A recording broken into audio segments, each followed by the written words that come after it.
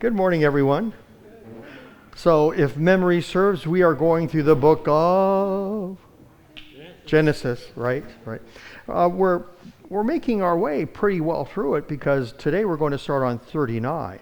So we've learned about Adam and Eve and Noah and the flood, right? Abraham, the call of Abraham, and then of course Isaac, his son, and then Jacob, and now Joseph. So Joseph is one of the younger sons of Jacob. And we learned something a little bit about him by what the text says, or by how the way Genesis says it. But we'll get to that when we get there. So let's turn to chapter 39, okay? So as we're wending our way through the book, right, what state of being or what happened to Joseph? How is he doing? So where were we left? Where did we leave at? What did his brothers do? Right. So first they thought, well, let's just kill him and let's tell Dad that, some animal killed him and they're going to bring home his blood right? So, and they still kind of do that, except they don't kill him because one brother, Benjamin, says, come on, let's not kill him. We don't have to do that. And so they kind of throw him into a pit or a cistern for a while, and then, hey, they see some traders coming by. Hey, this could be a win-win, because now we can sell Joseph into slavery and he'll be gone and we don't have to kill him. And yet he's still out of our lives. So they thought that was the perfect solution. So they sell him to traders, and the traders then sell him to somebody else who then does what? Where does he end up?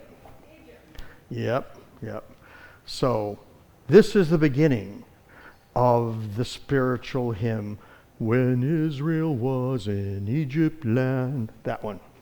But that was 400 years before that, or close to it. Okay, so let's turn to chapter 39, okay? Let's look at the first 6 verses. Now Joseph had been brought down to Egypt, and Potiphar, an officer of Pharaoh, who's Pharaoh? The king, the ruler of Egypt. So if he is an officer of Pharaoh, that means he's not just simply, he's close in and tied in with all kind of the political elite and whatnot, okay? An officer of Pharaoh, the captain of the guard, an Egyptian, had bought him from the Ishmaelites who had brought him down there. I have to take my glasses off. Okay. The Lord was with Joseph, and he became a successful man, and he was in the house of his Egyptian master. His master saw that the Lord was with him, and that the Lord caused all that he did to succeed in his hands. Well, for Potiphar, his master, to see that the Lord is with him, what does that mean? Think that one through. Because he's not simply recognizing that, wow, Joseph, he has this magic touch, and everything he manages seems to do well, or get better, or, that seems to be the case. But that's not exactly what the text says, is it?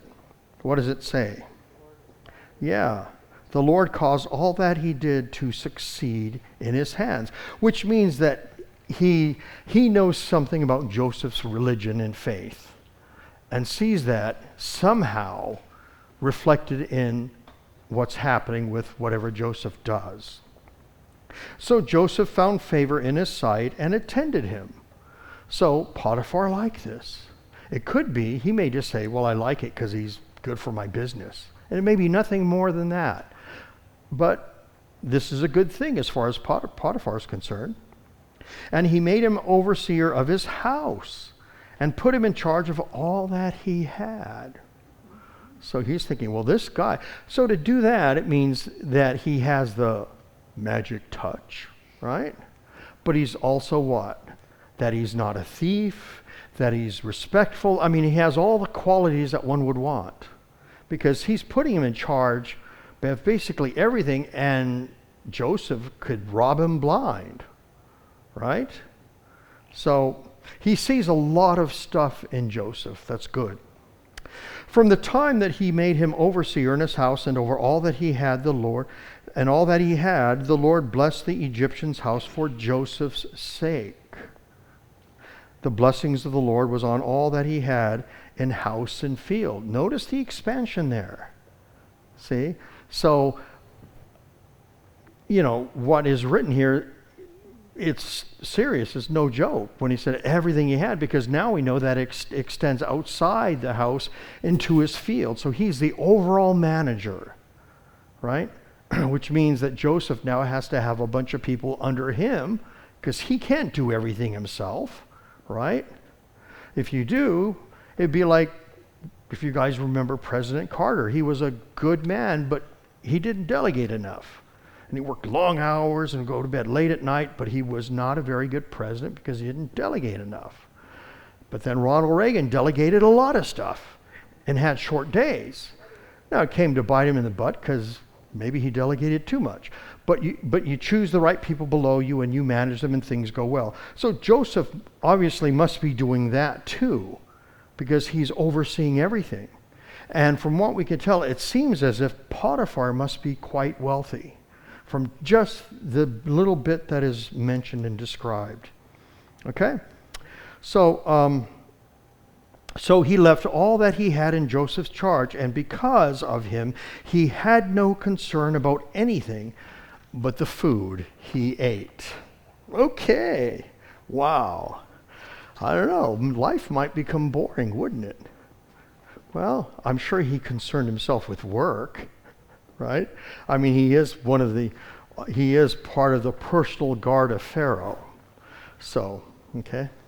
So we're going to take a look at because all of this stuff, what we're going to find out, is training ground for what is to come. Okay? So, what will happen is that there will be 13 intervening years when a lot of stuff happens to Joseph, but he gains a whole bunch of skills. I mean, so, Potiphar recognizes what's good in him, and he gives him more, which in a sense cultivates even more skills and abilities, which is what you want, right? So let's take a look from the first 6 verses, and then we'll kind of see the implications or the results of this. So God's power to bless. God caused all that Joseph did to succeed in his hands. So at the beginning of Joseph's journey, he learned a critical lesson. Despite being a slave, Joseph discovered success became possible by the Lord's blessing. We're gonna follow this thread through when circumstances change, because if we only look at this first half, we can get a skewed message. Respect. Joseph found favor in Potiphar's sight. Okay, so he learned to respect those above him. Otherwise, why would Potiphar give him all that responsibility, right? These experiences prepare him for work on a national level. Future lessons. Faithfulness. Potiphar left all that he had in Joseph's charge, and because of Joseph, Potiphar had no concern about anything except the food he ate. So maybe he was quite the connoisseur, right? So Joseph's dedication played a crucial role and is responsible within Potiphar's household, or faithfulness, right? So he's a dedicated, loyal man. Okay? Attention to detail. Why do I put that? Because the text doesn't directly say this. But if you're going to manage a whole bunch of stuff, including people now, you have to have attention to detail. Otherwise, if not, a particular area that you may delegate to someone else could go completely awry, and that'll be bad. Okay? So Potiphar put Joseph in charge of everything he had. Okay? This attribute proves indispensable as he shoulders responsibilities affecting countless lives. So this is a training ground. Okay? And so all of this leads to business acumen. Being in Potiphar's service, Joseph engaged in making many business decisions. He had to. If he says, run with it, I just want to ensure that everything turns out well. Storing grain, right? This exposure gave him valuable insight into crop treatment and storage post-harvest. This will be critical in later years. And of course, you probably know the story, but we won't get there yet. Egyptian culture. Where is he living? in Egypt. Who's his master? An Egyptian. So to function well, right, you need to understand how Egyptians think and their culture and their mannerisms and all that sort of stuff, so that way you interact well with them and your business is a success. So immersed in Egyptian culture, Joseph acquired an understanding of its intricacies. How about Egyptian language? During these transformative years, Joseph became fluent in the Egyptian language. And then how the Egyptian political leadership functioned. He's going to pick that up. Why? Well, what is Potiphar's job? He's in the inner circle of Pharaoh. So he's going to kind of see these sorts of things and pick it up by osmosis, as it were. Potiphar, a significant figure in Pharaoh's court, exposed Joseph to Egyptian high society. That's a hoity-toity phrase. I should have put something else there. These experiences equipped him with the insights needed to navigate Pharaoh's court. And then we turn a page. How to be an administrator. Is this not a necessary skill if you're overseeing a lot of responsibilities, because you can't do it all yourself, right? As Potiphar's chief steward, Joseph honed his interpersonal skills, working with subordinates and resolving conflicts. Okay, that's important, isn't it? I mean, if you're in a position of leadership, and he is, okay? How to exercise authority. Authority over others came to Joseph, helping him learn how to exercise authority. Is he going to be someone who abuses his power, or is he not? He has to kind of navigate those sorts of things. And if you become a powerful person often, right, you may not keep a balance to those sorts of things. And that usually happens if you rise very fast.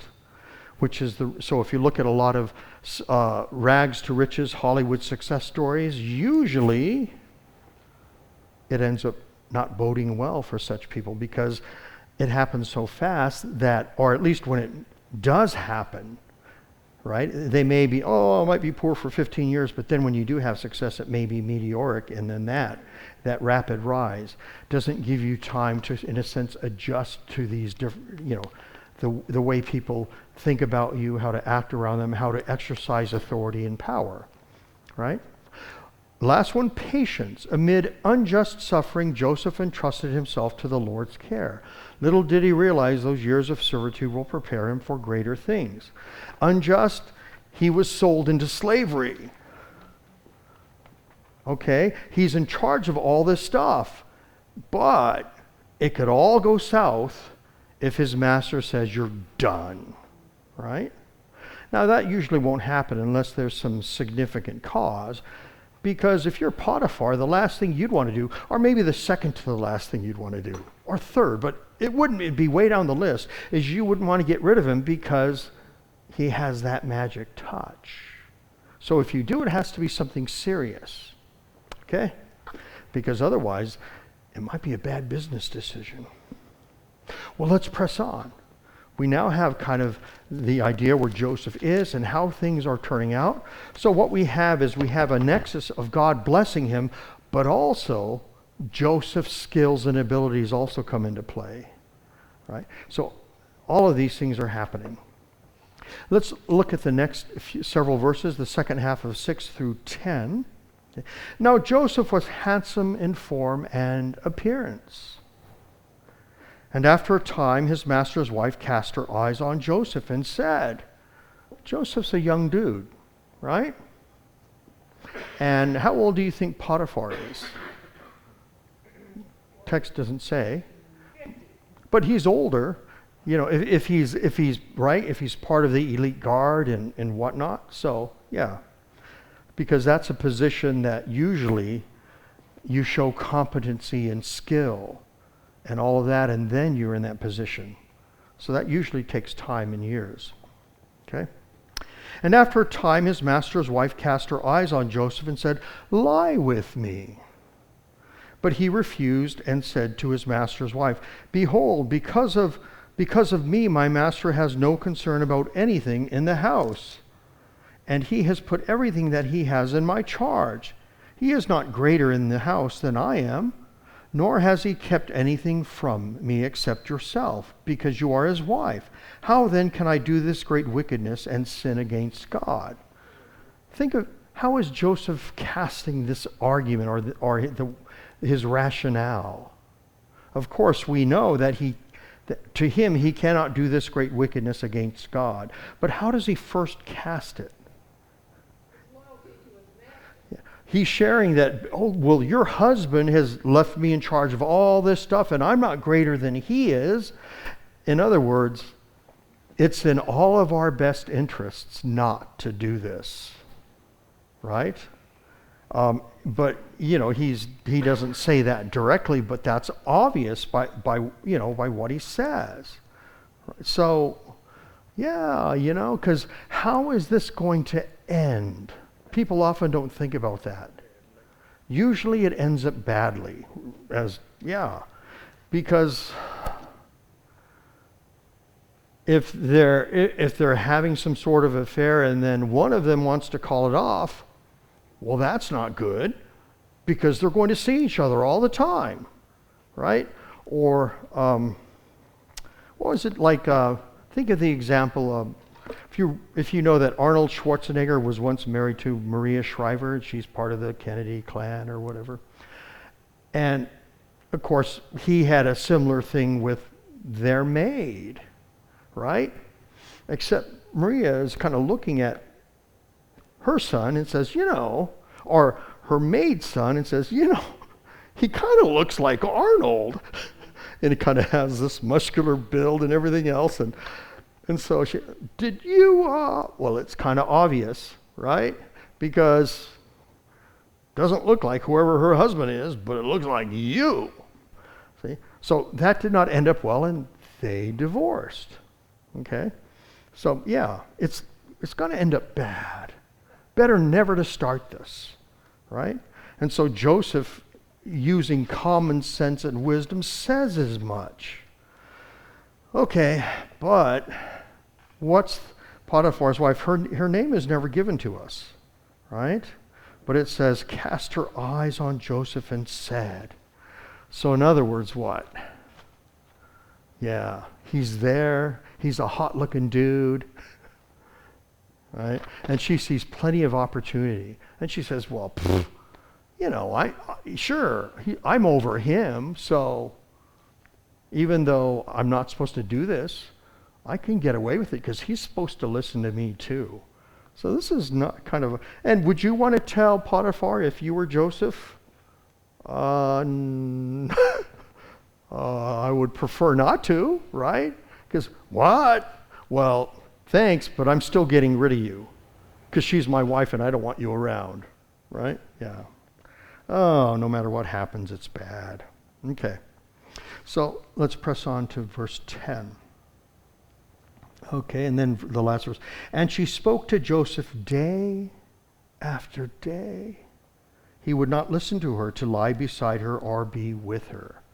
So Joseph is kind of going out of his way not to have interactions with her. Because what would we call this if this were happening? We would call this what? Sexual harassment, right? She's using her position of power to kind of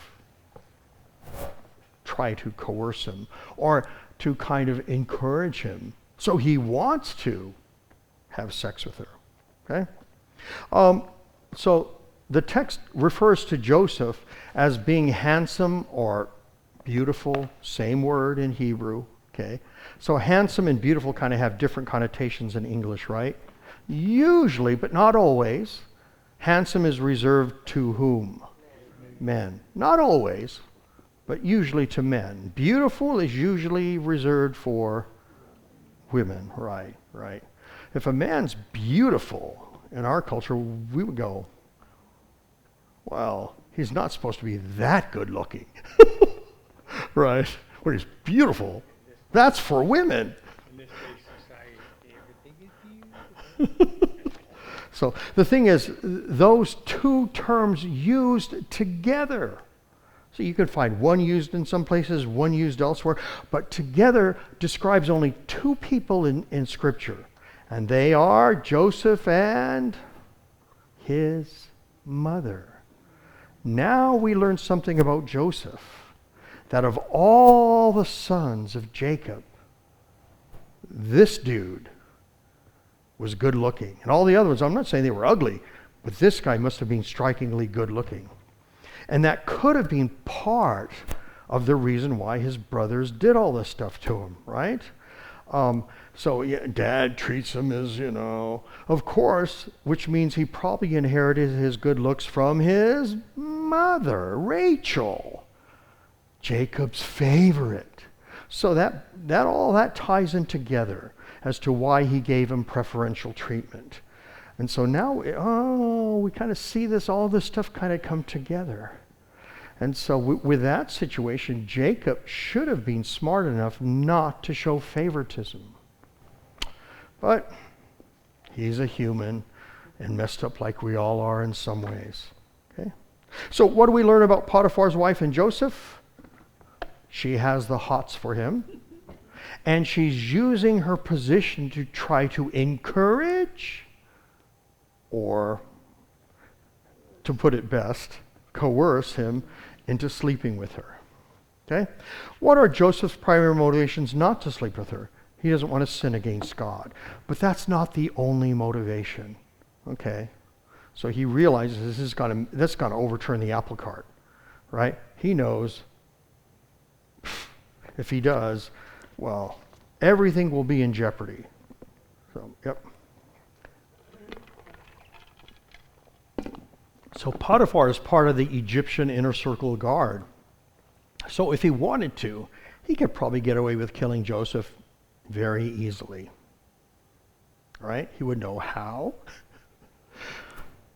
So, yeah, not that he would, but it could happen. Shall we continue on? Verses 11 through 18. So the snare of Joseph has to be uncomfortable. But he's a slave. Right? There's no human resources section in the house. He's it. Right? The only place he could go to is his boss, and I would not do that. Oh boy. Because wow. So, okay. 11 through 18. But one day, when he went into the house to do his work, and none of the men of the house were there in the house. She caught him by his garment, saying, "Lie with me." But he left his garment in her hand and fled and got out of the house. So, yeah, you have to remember he's a slave. So, yeah. And as soon as she saw that he had left his garment in her hand and had fled out of the house, she called to the men of her household and said to them, "See, he has brought among us a Hebrew to laugh at us." Who's the he? Her husband. Wow. This is kind of dangerous ground. Because right here she's kind of belittling a choice her husband has made, right? So he came in to lie with me, and I cried out with a loud voice. And as soon as he heard that I lifted up my voice and cried out, he left his garment beside me and fled and got out of the house. Well, okay, that sounds like it could be possible, right? Then she laid up his garment by her until his master came home. It makes you wonder what she looked like, right?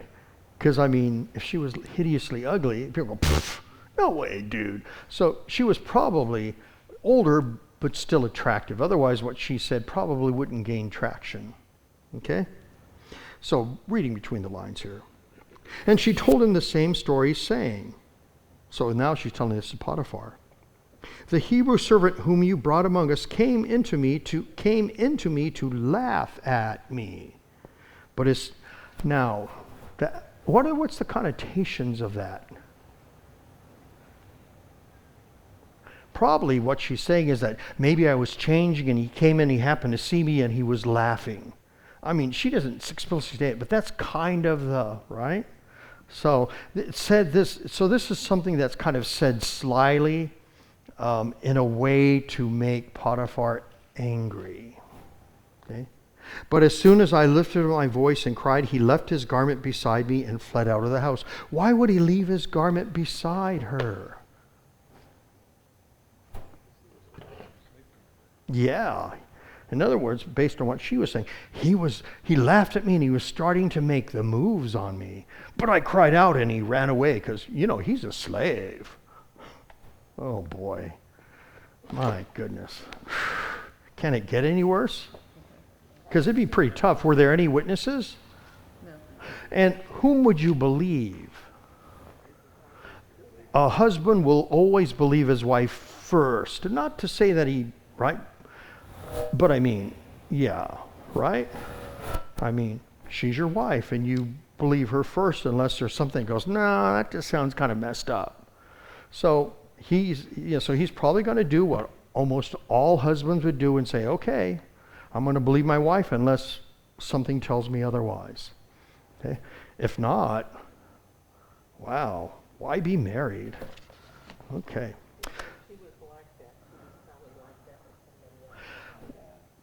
Well, we'll probably find out that Potiphar is not 100% convinced, and we'll get to that in a moment and explain why.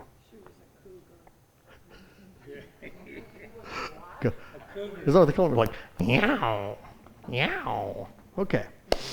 So, definitely her actions are hypocritical, right? Because Joseph, being a Hebrew, based on what she said, right? If true, but obviously not, I would think. Or maybe she doesn't dislike Hebrews in general, but Joseph's good looking, so that's different, right?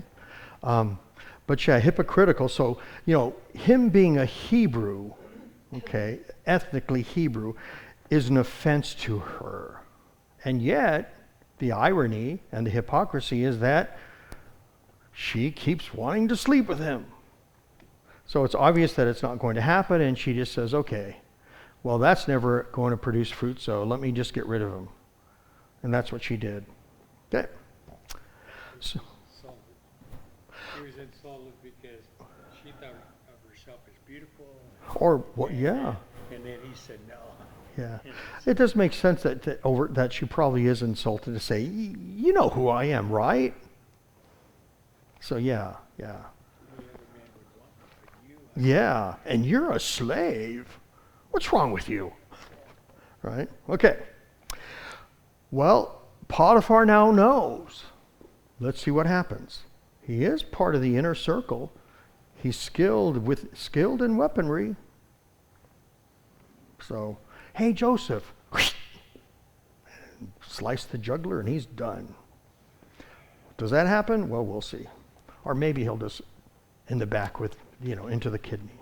I better stop. This is not good. Okay, so let's look at verses 19 and 20.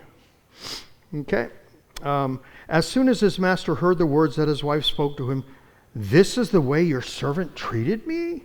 His anger was kindled. And Joseph's master took him and put him in the prison, the place where the king's prisoners were confined. And he was there in prison. So, this may not be the worst jail in the world, because it says the king's prisoners, but at the same time, an offense like that, right? So what happens to Joseph? He is now in prison. I don't know if we want to say he's languishing in prison, but he's confined. So he's not leaving until his sentence is over, if there is such a time. Okay, that's not stated. 20 years, no, who knows, right? It's not our legal system. But then our legal system doesn't always operate like it should, right? Okay, so on the bottom of page 2, accusations of such magnitude often invite the death penalty, particularly for a slave. Since confinement is his face, this suggests Potiphar may not fully believe his wife's allegations. And that makes sense, right? He has to do something, and he's angry, but he's not 100% sure, which means he's been married long enough to her and has seen her interactions to know that there's more to this story than what she's telling him. And so this is the best way to handle it, because he's not fully convinced he's guilty. But he's married to her, and, right? So, yeah. So that's kind of the middle ground where he handles the situation and his wife will be happy, and yet he doesn't kill him or have him killed because he's not sure that he's really guilty. Okay? So let's continue on 21 through 23, okay? We'll hear more of what's happening. But the Lord was with Joseph. Okay? The last time that the text said this, what ended up happening? Everything Joseph touched ended up being good for Potiphar, and Potiphar benefited. So the Lord was with Joseph, but he's in jail. What? How can the Lord be with him if he's in jail, accused of a crime he did not do? So, okay. But the Lord was with Joseph and showed him steadfast love and gave him favor in the sight of the keeper of prison. So I'm in jail. Oh, but the jail keeper likes me. And the keeper of the prison put Joseph in charge of all the prisoners who were in the prison. What does the warden recognize? Over time, wow, this guy has lots of skills. He's loyal. He's trustworthy, right? So let me tell you a little story about Saddam Hussein, okay, the crazy man of Iraq, right? So you wouldn't think this, but if you were in the religious minority, you actually wanted him in power. Now let me tell you why. Because you go, oh, well, that's a cruel man, and he did all this other stuff. You know, the leadership in places like that has always been cruel. Okay? Now, with Saddam Hussein, it was even more cruel if you ended up on his bad boy list, right? But the thing is, if you were in a religious minority, he didn't persecute you for that. All he cared was if you were loyal and you followed the rules. Didn't mean you had to like him. Okay? So he trusted Christians in his administration more than Muslims. And you remember that one crazy dude who was talking when we invaded in some tanks driving through Baghdad or something, and he goes, and the Christian guy, whatever, what tank? Or whatever, it was hilarious. But, so this jail keeper recognizes Joseph and his character and trusts him. And so now he's kind of in a position to influence a lot of the stuff that goes on in the prison. He's still not the jail keeper, so bad things could still happen to him. But the jail keeper is saying, well, he's here. I'm going to get the good while the going is good. Okay, so in that way, God blessed him, but he's still in prison. So we have to recognize, what does it mean that God is blessing us? Right? Because we go, well, that means you won't be in prison. Well, obviously, right? Yeah. So, okay. Let's see. And the keeper of the prison put Joseph in charge of all the prisoners who were in the prison. Whatever was done there, he was the one who did it. Wow. The keeper of the prison paid no attention to anything that was in Joseph's charge because the Lord was with him.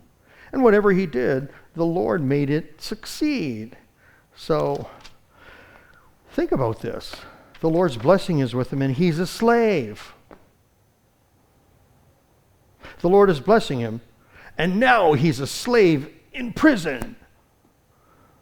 You notice the downward trajectory? Okay. So, on page 3, A theologian of glory or a theologian of the cross.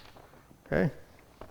So bitter trials in life can make us feel God may have deserted us. Genesis 39 refutes such thinking, showing no specific linking of divine favor with worldly success, unless God chooses to do so. Take Joseph, for example. His life first as a slave and later in prison doesn't indicate God has abandoned him. To the contrary, based on what Genesis says. Before jail, the Lord was with Joseph. Inside jail, the Lord was with Joseph. Before jail, Joseph found favor in Potiphar's sight. Inside the jail, God gave Joseph favor in the sight of the keeper of prison. Notice these parallels in language. We're not supposed to miss this. Okay, but before jail, Potiphar made Joseph overseer of his house and put him in charge of all that he had. In prison, the keeper of the prison put Joseph in charge of all the prisoners and who were in the prison. Before prison, because of Joseph, Potiphar had no concern about anything but the food he ate. The keeper of the prison, with Joseph in jail, paid no attention to anything that was in Joseph's charge. I guess the food's not as good even if you're the keeper in the jail. And then before jail, the Lord caused all that Joseph did to succeed. In jail, whatever Joseph did, the Lord made it succeed. Okay? So, theologian of glory or theologian of the cross. This is a downward trajectory. But God is still with him in blessing what he does. And we're going to learn that this will all serve some other purpose at some later time. But right now, we don't know what that is. But this is kind of the testing ground where he's gaining experience and skills. He's getting to know people from the highest elite to the lowest of lows. Okay? You can't get much lower than people in prison. Okay? So that's the status of Jacob so far. At least things are going well in prison. Right? Let's turn to chapter 40. Okay? I call this the Dream Master. Okay? It's verses 1 through 4. Okay? Sometime after this, the cupbearer of the king of Egypt and his baker committed an offense against the Lord, the king of Egypt. And Pharaoh was angry with his two officers, the cupbearer and the chief baker. And he put them in custody in the house of the captain of the guard and in the prison where Joseph was confined. Why are they in jail? He probably likes the services they do, but whatever they did. So it's not as if he probably wants to keep them, but not based on if they're going to keep doing whatever they did. Okay? The captain of the guard appointed Joseph to be with them, and he attended them. They continued for some time in custody. So why is Joseph with them? Because, the warden of the jail says, this guy, everything is great. So I'll put him in with him, which probably means they're in jail, but Pharaoh doesn't want harm to come to them. Right? Otherwise, why not just throw them in prison? So, it's in the jailer's best interest to make sure they're not harmed. So, there may be justice still may be meted out in some way or whatever, but they're not to be harmed based on the implications of the text. Okay? And it's not strange for us to infer that. Let's continue on 9 through 19. Okay. So the chief cupbearer told his dream to Joseph and said to him, now why would he tell him a dream? How did the previous verse end? Right? Oh, well, I skipped a few verses. Okay. Yeah, so 5 through 8. Okay. And one night they both dreamed, the cupbearer and the baker of the king of Egypt, who were confined in prison, each his own dream, and each dream with its own interpretation. When Joseph came to them in the morning, he saw that they were troubled. So he asked Pharaoh's officers who were with him in custody in his master's house, "Why are your faces downcast today?" They said to him, "We have had dreams, and there is no one to interpret them." And Joseph said to them, "Do not interpretations belong to God? Please tell them to me." Well, if they belong to God, then, right? The implication is, well, maybe I could help you if God chooses this to be. Okay? So we're going to continue. So they both have dreams. They're not exactly sure what to make of it. And maybe they wouldn't think anything of it, but they're in jail. Right? So now it's like, uh-oh.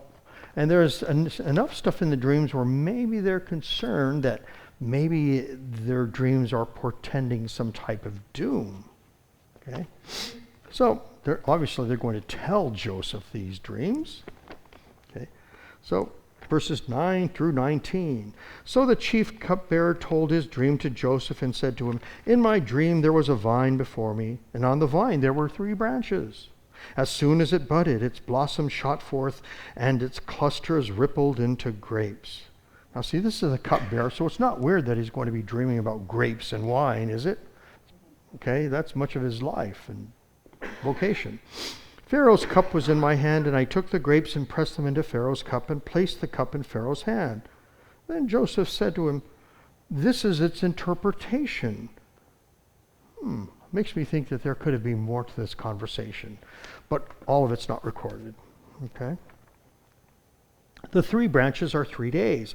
In 3 days Pharaoh will lift up your head and restore you to your office, and you shall place Pharaoh's cup in his hand as formerly, when you were his cupbearer. Only remember me when it is well with you, and please do me the kindness to mention me to Pharaoh, and so get me out of this house." Yeah, okay. "For I was indeed stolen out of the land of Hebrews, and here also I have done nothing, that they should put me into the pit." Okay, so let's see. This is interesting. Okay, we continue on, because we're now going to hear the other dream. "When the chief baker saw that the interpretation was favorable, he said to Joseph, 'I also had a dream. There were 3 cake baskets on my head, and in the uppermost basket there were all sorts of baked food for Pharaoh, but the birds were eating it out of the basket on my head.' And Joseph answered and said, 'This is its interpretation. The 3 baskets are 3 days. In 3 days Pharaoh will lift up your head from you and hang you on a tree, and the birds will eat the flesh from you.'" Like, oh, okay.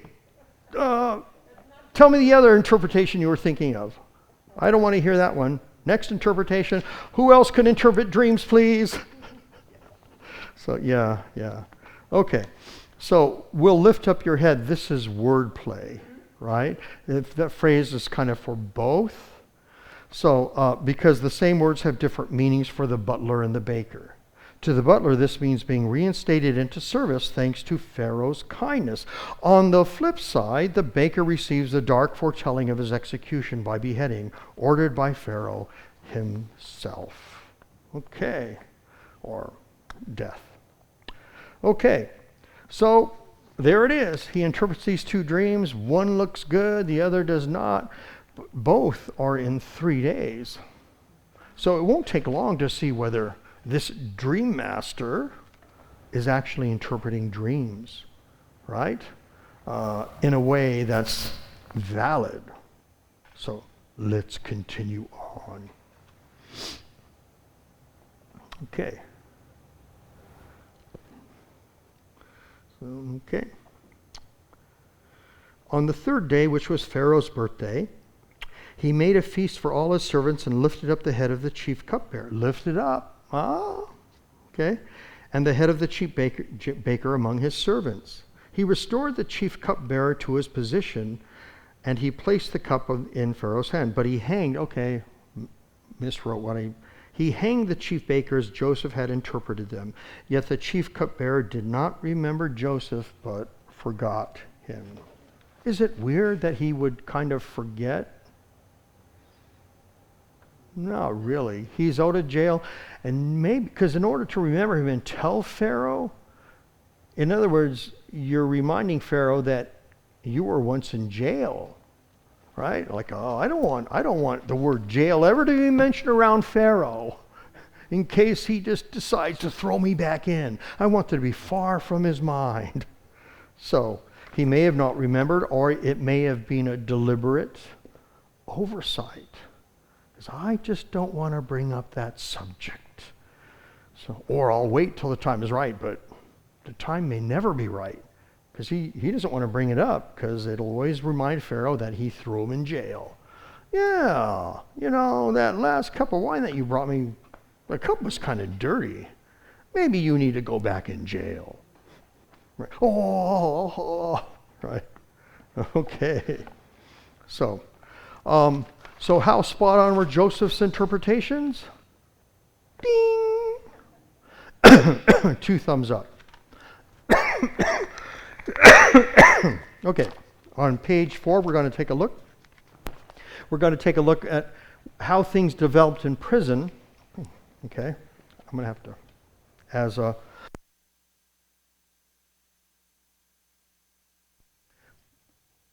a preparation ground for Joseph, just like his time at Potiphar's was preparation. Okay. So what Joseph learned at jail and further results or implications, right? God's power to bless him, right? Well, that was stated in both places, Potiphar's house and the jail. Don't miss how many times the text tells us that God blessed Joseph, which means we can receive God's blessings even when we're in a bad place. The sermon will kind of cover this. So there's overlap, just like there was overlap last week, except last week's sermon was really more in the future of Joseph's life. Okay, what Joseph learned? Well, he's living under the power of other people. Joseph's life now depended entirely on others' decisions, right? The keeper of the jail, Pharaoh, right? Oh, put in a good word for Pharaoh. The cupbearer, yes, if he's going to do that, okay? This first-hand experience will later shape his actions when he could decide others' fates. So is he going to be mean? Well, when I was messed over, and so will you be. Or will he have a little more humility or respond in a more measured way? The squalor of prison life. In this grim world, Joseph gained insight that would guide his future decisions concerning government. Okay, these are, the text doesn't say this, these are kind of me putting together and connecting the dots. Egyptian political life. He learned that in Potiphar's household. He's also learning it here in jail. Living in Potiphar's house offered Joseph a glimpse into Egyptian politics among the affluent. His time in prison further broadened this understanding as he interacted with political offenders. Okay? Love for others. Kindness and love flowed from Joseph, even in an environment filled with unlovable characters. This ability to extend compassion regardless of circumstances will prepare him for the future. The dream master. Right?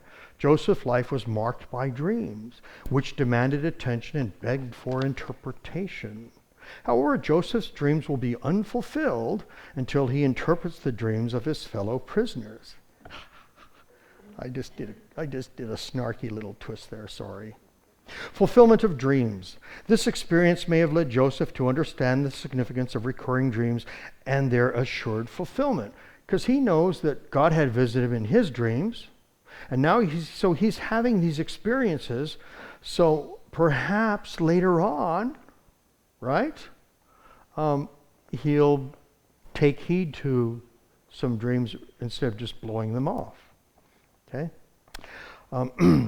this he later shares with Pharaoh and applies to his dreams as well. And patience. So Joseph is going to need patience, even though people recognize his skill and abilities, his loyalty and devotion, and that he has the magic touch, etc., that he has the blessing of God. Still, the trajectory is downward. And this requires patience because he wants his trajectory to be going in a different way. And how do we know that? What did he tell the cupbearer or the king's steward? To remember him. And then he kind of said, hey, I was wrongfully sold into slavery, and now here I'm in jail. This is injustice. Okay? So Joseph, this is requiring patience because Joseph wants an upward trajectory, and that, in a sense, lets us know that. Okay? Despite his accurate dream interpretation, Joseph languished in prison, seemingly forgotten by the one who could have helped him. This period of waiting lasted 2 years, teaching him to rest in God's care. Wow. Like, after a few months, you're like, well, so much for that. This dude obviously didn't remember me. Okay. So, and we'll take a look and to see what Ambrose of Milan kind of wrote about some of the church patriarchs, because we look at their lives and we go, oh man, they're messed up. But they weren't only messed up. So this is what Ambrose of Milan said that we could learn about some of the patriarchs. Do you know his story? So he ends up